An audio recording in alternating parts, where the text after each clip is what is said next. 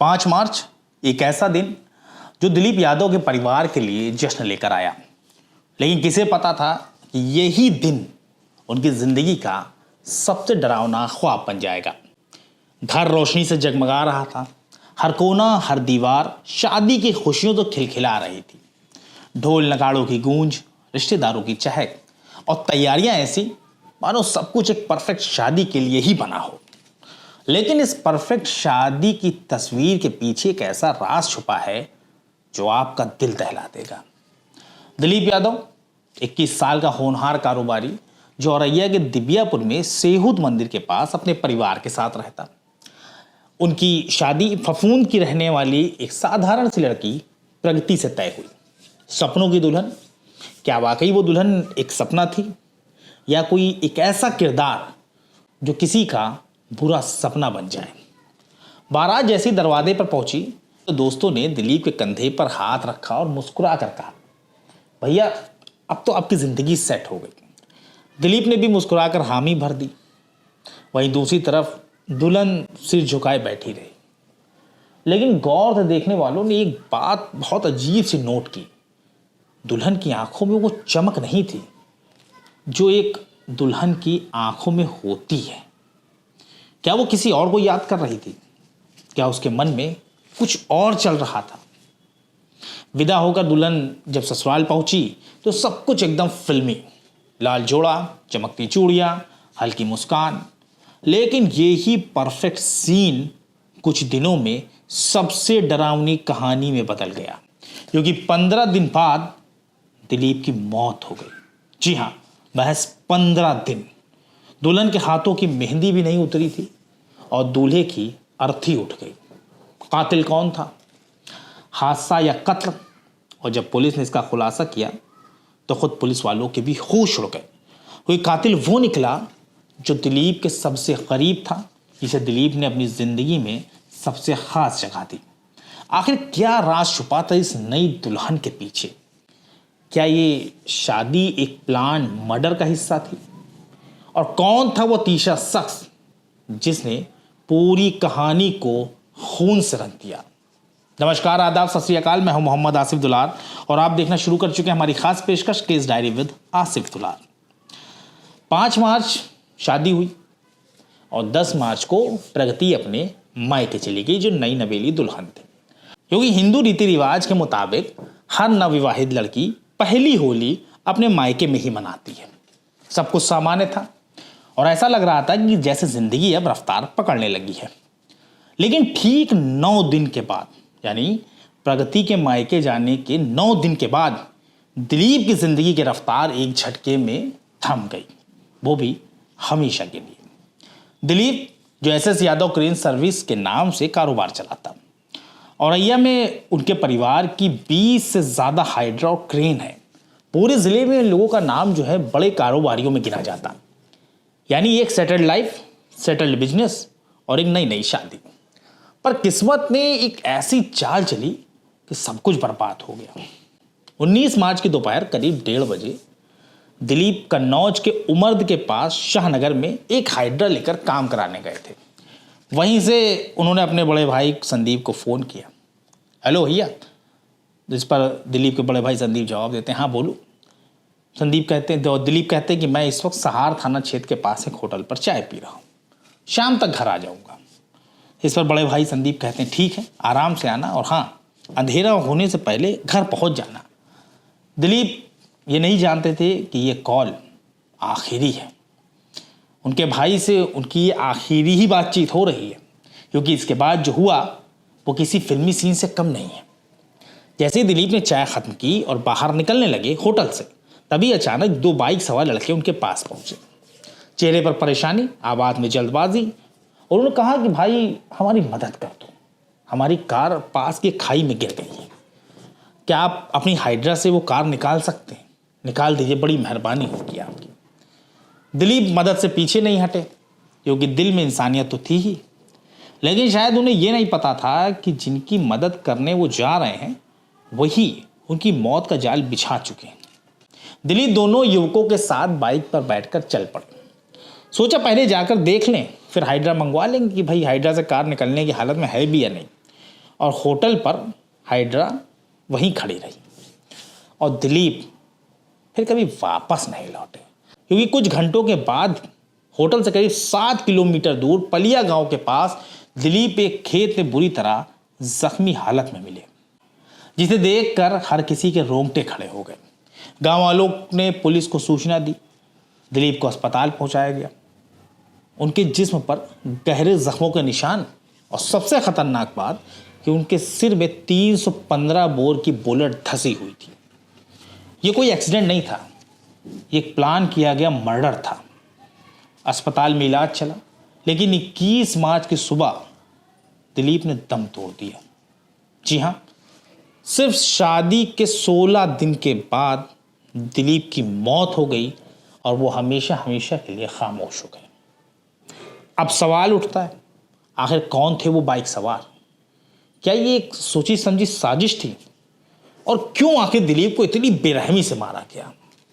इस कहानी में सबसे खौफनाक मोड़ तब आया जब पुलिस ने तहकीकात शुरू की और कातिल का नाम सामने आते ही यकीन जानिए दिलीप के परिवार ही नहीं बल्कि पूरा इलाका ही सन रह गया, क्योंकि कातिल कोई और नहीं बल्कि वो था जो दिलीप के दिल के सबसे करीब था।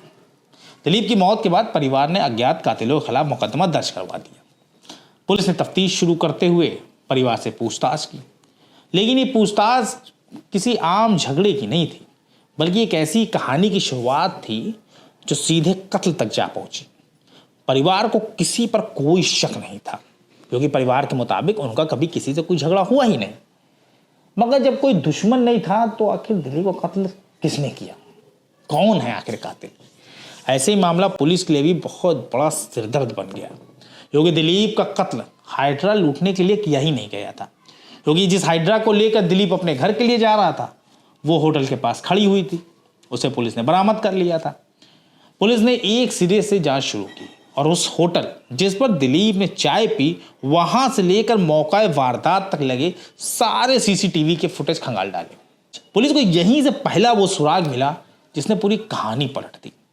लेकिन असली खेल तो अब शुरू होना था। पुलिस ने फुटेज में देखा कि दिलीप एक मोटरसाइकिल पर 2 युवकों के साथ कहीं जा रहे हैं। सवाल यह कि आखिर ये दोनों कौन है और क्यों दिलीप उनके साथ गए? और इसी के बाद ये कांड हो गया। पुलिस ने मुखबिरों की मदद से मोटरसाइकिल पर दिलीप को ले जाने वाले लड़कों की पहचान कर ली। जैसे जैसे परतें खुली, इस मर्डर मिस्ट्री की कहानी और ज्यादा गहरी होती चली गई। बस क्या था, सोमवार यानी 24 मार्च के रोज थाना सहार और स्वाट टीम ने हरपुरा मोड़ पर दबिश देते हुए रामजी नागर और अनुराग उर्फ बबलू को गिरफ्तार कर लिया। पुलिस ने इनके कब्जे से आलाए कत्ल 315 बोर के 2 तमंचे, 4 जिंदा कारतूस और एक बाइक बरामद की।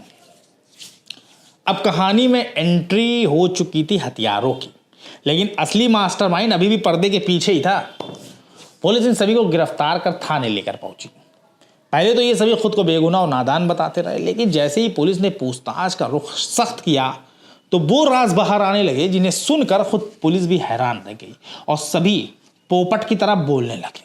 पुलिस की पूछताछ में चौंकाने वाला खुलासा हुआ कि ये लोग जिन्होंने कत्ल किया या दिलीप के कत्ल के आरोप में जिन्हें गिरफ्तार किया गया, ये लोग तो दिलीप को जानते ही नहीं थे। बावजूद इसके इन सब ने उसका कत्ल कर दिया। अब सवाल खड़ा हुआ कि जब कोई जान पहचान ही नहीं थी तो आखिर कत्ल का कारण क्या है? और अब जो सच्चाई सामने आई उसने तो रिश्तों की बुनियाद ही हिला दी, क्योंकि दिलीप का कत्ल एक महिला ने करवाया था और ये महिला कोई और नहीं, खुद उसकी पत्नी प्रगति थी। जी हाँ, बिल्कुल सही सुना आपने, वही प्रगति जिससे महज 15 दिन पहले दिलीप की शादी हुई थी। क्यों चौंक गए ना? लेकिन ये बिल्कुल सच है। इस खुलासे से जितनी हैरानी आपको हुई उससे कहीं ज़्यादा हैरान खुद वो पुलिस वाले हो गए जो इन सब से पूछताछ कर रहे थे।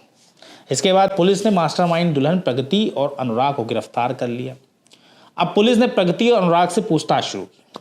काफ़ी देर तक प्रगति और अनुराग इधर उधर पुलिस को बातों में उलझाते रहे और इधर उधर टहलाते रहे बातों में, लेकिन जैसे ही पुलिस ने ज़रा सी सख्ती दिखाई तो दोनों की जुबान बिना ब्रेक की गाड़ी की तरह चलने लगी और फिर जो खुलासा हुआ उसने एक पाक रिश्ते को ही शर्मसार कर दिया।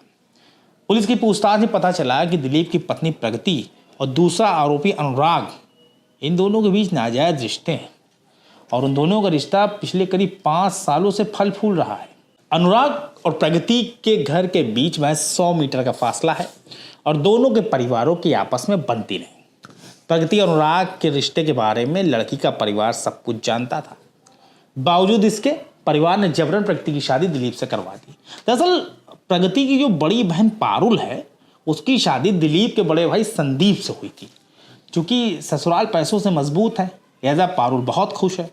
इसी वजह से परिवार ने प्रगति की शादी दिलीप से तय कर दी। ऐसे में अब देखने वाली बात है, एक तरफ करोड़पति कारोबारी दिलीप है और दूसरी तरफ नशेड़ी और बेरोजगार अनुराग। ऐसे में परिवार ने दिलीप से शादी तय करते हुए 5 मार्च को दोनों की शादी करवा दी। प्रगति ने बताया कि जब परिवार नहीं माना तो मजबूर होकर उसे भी शादी करनी पड़ी और शादी के लिए मान गई। पुलिस की पूछताछ में खुलासा हुआ कि जैसे ही प्रगति ने शादी के लिए हाँ की तो उसके आशिक अनुराग उर्फ बबलू ने बवाल कर दिया था। वो किसी भी हाल में शादी तोड़वाना चाहता था, लेकिन प्रगति ने वादा किया कि वो कभी अनुराग से अलग नहीं होगी और शादी के बाद दिलीप की दौलत पर वो दोनों ऐश करेंगे। 5 मार्च को शादी हो गई। प्रगति अपने आशिक अनुराग से मिल नहीं पा रही थी और ना ही उससे बात कर पा रही थी। लिहाजा वो 10 मार्च को होली मनाने जब अपने मायके पहुंची तो उसने अनुराग से एक होटल में मुलाकात की और इस होटल में वो शादी से पहले भी अक्सर मिलते थे और फिर वो दोनों जब होटल में मिले तो यहीं उन दोनों ने अपना वक्त गुजारा और इसी होटल में दिलीप को रास्ते से हटाने की प्लानिंग की। दिलीप के कत्ल के लिए सुपारी हिस्ट्री शीटर रामजी नागर को दी गई। सुपारी की रकम 2 लाख रुपए तय हुई, लेकिन अब दिक्कत ये थी कि आखिर रामजी नागर को सुपारी की रकम कहाँ से दी जाए। तो इसके लिए प्रगति ने अपनी मुँह दिखाई में, मतलब शादी के दौरान मुँह दिखाई में जो रकम मिली थी और जेवर मिले थे, रकम मिलाई और जो पैसे कम पड़े तो जेवरों को बेच दिया उसने और उनसे 1 लाख रुपए एडवांस जुटाए और उसे रामजी नागर को बतौर एडवांस सुपारी दिए गए और बाकी के 1 लाख काम होने के बाद यानी दिलीप के कत्ल के बाद देने का मामला तय हुआ। 19 मार्च के रोज जब दिलीप कन्नौज से काम खत्म करके वापस लौट रहे थे तो वो अपनी पत्नी से भी बात कर रहे थे। उन्होंने पत्नी को अपनी लोकेशन बताई और पत्नी प्रगति ने उसकी पूरी जानकारी अपने आशिक अनुराग से साझा की। अनुराग ने ही रामजी नागर के साथ मिलकर दिलीप का कत्ल किया। पुलिस के मुताबिक प्रेमी अनुराग के चेहरे पर कोई मलाल या कोई पछतावा नहीं है, बल्कि वो तो कह रहा है कि हम दोनों मिल नहीं पा रहे थे, इसलिए दिलीप का कत्ल कर दिया। फिलहाल पुलिस ने प्रगति और उसके आशिक अनुराग को जेल भेज दिया है और इसी के साथ एक बार फिर नाजायज रिश्तों का खौफनाक अंजाम सबके सामने आ गया। आपको हमारी खबर कैसी लगी इसके बारे में कमेंट सेक्शन में ज़रूर बताएं। बहुत जल्द ऐसी सच्ची घटना के साथ हम आपके सामने हाजिर होंगे। तब तक के लिए हमारी टीम को इजाज़त दीजिए और अपना ख्याल रखिए।